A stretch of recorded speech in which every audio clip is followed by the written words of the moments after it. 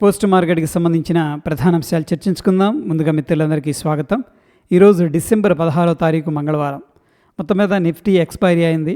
అయితే ఈరోజు చాలా మార్కెట్స్ ఏంటంటే ప్రెషర్లో అయితే క్లోజ్ అయినాయి. దానికి గల కొన్ని కారణాలు అయితే మనం డిస్కస్ చేసుకుందాం. ముందుగా ఇండియాకి సంబంధించిన సెక్టార్స్లో కన్స్యూమర్ డ్యూరబుల్స్ టాప్ గెయినర్స్గా క్లోజ్ అయింది. ఇక దాన్ని మినహాయిస్తే డిఫెన్స్ కానీ, reality, private bank, PS bank అన్నీ కూడా టాప్ లూజర్స్గా క్లోజ్ అయ్యాయి. అయితే డిఫెన్స్, రియాలిటీలో ఏకంగా 1.5% నెగిటివ్గా క్లోజ్ అయింది. నిఫ్టీ 50లో యాక్సిస్ బ్యాంక్ ఏమో ఏకంగా 5% నెగిటివ్లో క్లోజ్ అయింది. ఎటర్నల్, జేఎస్డబ్ల్యూ స్టీల్ కూడా అండర్ ప్రెషర్లో క్లోజ్ అయ్యాయి.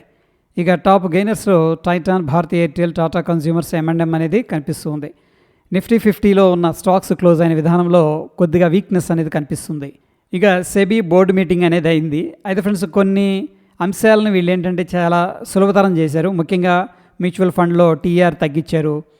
దాని తర్వాత బ్రోకర్లు ఉన్నారు కదా, వాళ్ళకి రెస్ట్రిక్షన్స్ అనేది కొంచెం వాటికి సడలించారు. అల్గో ట్రేడింగ్ను కూడా ఒక స్పష్టమైన డెఫినేషన్ అనేది తీసుకురావాలని చెప్పేసి ఒక ఫ్రేమ్వర్క్ అయితే తయారు చేస్తున్నారు. ఇక ఐపీఓలో లాక్-ఇన్ పీరియడ్ ఉంటుంది కదా, దానికి సంబంధించిన పరిష్కారం కూడా డిస్కషన్లో ఉంది. ఇక పాత షేర్లు ఏవైతే ఉన్నాయో వాటిని డిమ్యాట్లోకి కన్వర్ట్ చేయడం చాలా ఈజీగా చేశారు. సో మొత్తం మీద ఈ యొక్క రెగ్యులేటరీ అనేది ఈజీగా ఉండటం అనేది మార్కెట్స్కి అయితే పాజిటివ్ అని చెప్పేసి చెప్పొచ్చు బిగ్గర్ పిక్చర్లో. ఇక మన ఇండియన్ రూపీ వచ్చేసరికి ఆల్ టైమ్ లోలో అయితే ట్రేడ్ అవుతుంది. యూఎస్ డాలర్తో కంపేర్ చేస్తే ప్రాబబ్లీ ఎక్స్పోర్ట్ ఓరియంటెడ్గా ఉన్న కంపెనీస్కి అయితే ఇది బెనిఫిట్ అని చెప్పేసి చెప్పుకోవచ్చు. ఇంపోర్ట్ ఓరియంటెడ్గా ఉన్న కంపెనీస్ డెఫినెట్గా హిట్ అవుతాయి. జెప్టో ఏమంటుందంటే వీళ్ళు కూడా ఐపీఓ అనేది అంటే $500 మిలియన్ వర్త్ ఉన్న ఐపీఓ అనేది నెక్స్ట్ వీక్ అయితే లాంచ్ చేస్తున్నాం అని చెప్పేసి చెప్పడం జరిగింది. సో అందరూ కూడా జెప్టో ఐపీఓ కోసం అయితే ఎదురు చూస్తూ ఉన్నారు. ఈరోజు బ్యాంక్స్లో కొద్దిగా సెల్లింగ్ ప్రెషర్ ఉంది. అయితే HDFC bank, IndusInd bank shares కూడా నెగిటివ్లో ట్రేడ్ అయ్యాయి. అయితే ఫ్రెండ్స్, ప్రస్తుతం ఆర్బీఐ అనేది ఒక అప్రూవల్ అనేది ఇచ్చింది. ఏంటంటే హెచ్డిఎఫ్సి గ్రూప్ ఏదైతే ఉందో ఇది ఇండస్ఇండ్ బ్యాంక్లో 9.5% స్టేక్ అనేది ఎక్వైర్ చేయొచ్చు అని చెప్పేసి చెప్పిందనమాట. అంటే గ్రీన్ సిగ్నల్ అనేది ఇచ్చింది.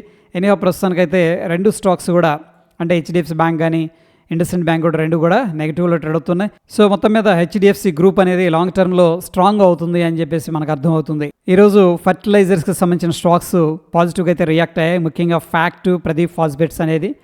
అయితే ఎందుకంటే నిర్మలా సీతారామన్ గారు ఏమన్నారంటే, సో రైతులకి ఏదైతే అవసరం ఉందో దానికి తగ్గట్టుగా, డిమాండ్కి తగ్గట్టుగా సప్లై అనేది క్రియేట్ అవ్వాలి అండ్ అది ఉంటుంది అని చెప్పేసి, ఎటువంటి షార్టేజ్ ఉండదు యూరియాలో అని చెప్పేసి అప్డేట్ చేశారు. అయితే ఈ కంపెనీలు అనేది వాటిని ప్రొడ్యూస్ చేస్తూ ఉంటాయి కాబట్టి ఇవి ప్రస్తుతానికి పాజిటివ్గా అయితే రియాక్ట్ అయ్యాయి. మీషో లిస్ట్ అవడంతోనే ఏకంగా 5 సెషన్స్లో 74% ర్యాలీ అనేది కనబరిచింది. సో దీని యొక్క మార్కెట్ క్యాపిటల్ వచ్చేసరికి ఏకంగా 14,000 కోట్ల రూపాయలకైతే చేరింది. సో ప్రస్తుతానికి ఏంటంటే ఈ యొక్క పర్టికులర్ స్టాక్కి చాలా స్ట్రాంగ్ డిమాండ్ ఉందని చెప్పేసి క్లియర్గా తెలుస్తుంది. రీసెంట్గా శక్తి పంప్స్ అనేది అండర్ పర్ఫార్మెన్స్ అనేది చేసింది. అదే రీసెంట్గా ఒక లో అనేది క్రియేట్ చేసిన తర్వాత అక్కడ నుంచి కూడా స్ట్రాంగ్గా 45% బౌన్స్ అనేది కనబరిచింది.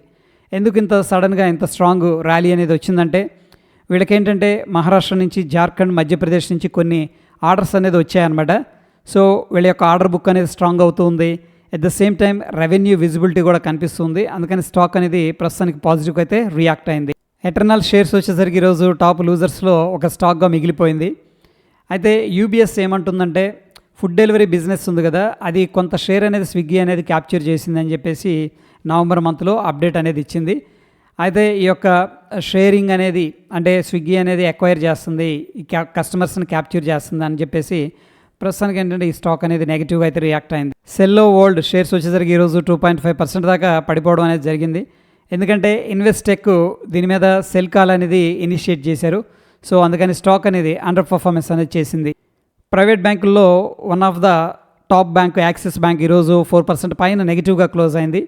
ఎందుకు అంటే మేనేజ్మెంట్ కొద్దిగా కవరేజ్ అనేది ఇచ్చిందన్నమాట. వాళ్ళు అప్డేట్లో ఏం చెప్పారంటే, నెట్ ఇంట్రెస్ట్ మార్జిన్ అనేది Q3లో కూడా అంటే తగ్గే అవకాశం ఉందని చెప్పేసి చెప్పడం జరిగింది. అందుకని స్టాక్ అనేది అండర్ ప్రెషర్లో ఉంది. దానివల్ల బ్యాంక్ నిఫ్టీ కూడా ఈరోజు నెగిటివ్గా అయితే ట్రేడ్ అయింది. వరుసగా 3 రోజుల నుంచి కూడా ఐటీ సెక్టర్ అనేది పాజిటివ్గా ట్రేడ్ అయింది. అగైన్ ఈరోజు ప్రాఫిట్ బుకింగ్లోకి వెళ్ళిపోయి నెగిటివ్లో క్లోజ్ అయింది. అయితే దీంట్లో ఎంఫసిస్, HCL టెక్ అనేది టాప్ లూజర్స్గా క్లోజ్ అయ్యాయి.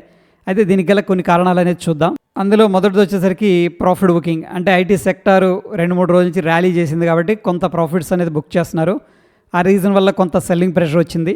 రెండవది వచ్చేసరికి యూఎస్ జాబ్స్ డేటా అనేది రిలీజ్ అవుతుంది. దాని మీద కూడా ఇన్వెస్టర్స్ కొద్దిగా కాషియస్గా ఉన్నారు. ఎందుకంటే ప్రాబ్లీ వీక్గా ఏమైనా డేటా వస్తే మళ్ళీ స్టాక్స్ అనేది నెగిటివ్గా ట్రేడ్ అవుతాయి కాబట్టి ముందుగానే కొద్దిగా కాషియస్గా ప్రాఫిట్ బుకింగ్ చేసుకున్నారు. ఇక బ్రోకరేజెస్ వ్యూ కూడా ప్రస్తుతం ఏంటంటే కాషియస్ అని మెన్షన్ చేయడం జరిగింది. అంటే ఐటీ సెక్టర్ మీద కొద్దిగా జాగ్రత్తగా ఉండండి, ముఖ్యంగా ఆర్టిఫిషియల్ ఇంటెలిజెన్స్లో హెవీగా ఇన్వెస్ట్మెంట్ అనేది చేస్తుంది.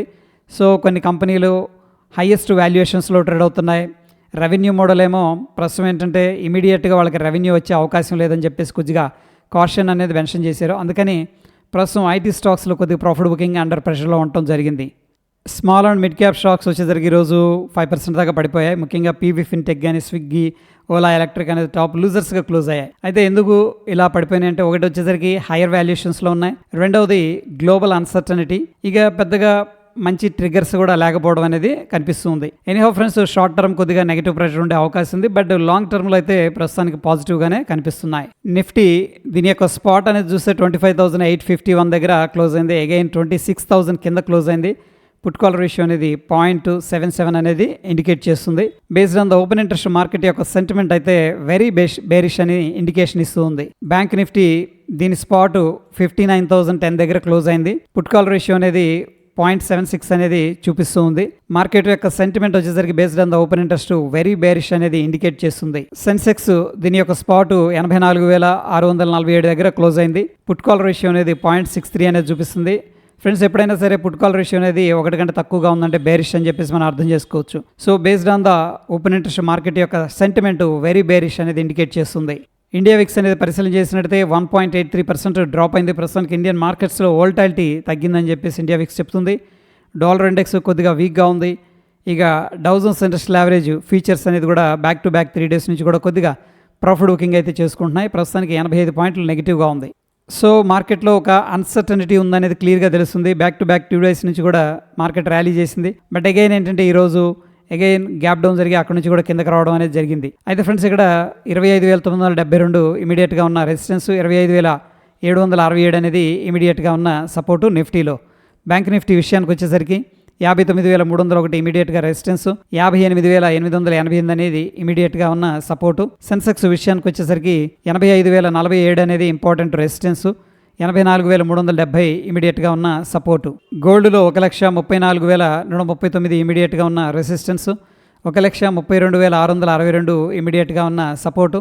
సిల్వర్లో 2,02,944 ఇమీడియట్గా ఉన్న రెసిస్టెన్స్, 1,91,522 ఇమీడియట్గా ఉన్న సపోర్టు. క్రూడ్ ఆయిల్లో 5,109 ఇమీడియట్గా రెసిస్టెన్స్ ఉంది, 5,045 ఇమీడియట్గా సపోర్ట్ అయితే కనిపిస్తుంది. న్యాచురల్ గ్యాస్లో 351 ఇమీడియట్గా సపోర్ట్ అయితే ఉంది, 376 ఇమీడియట్ రెసిస్టెన్స్ అనేది ఉంది.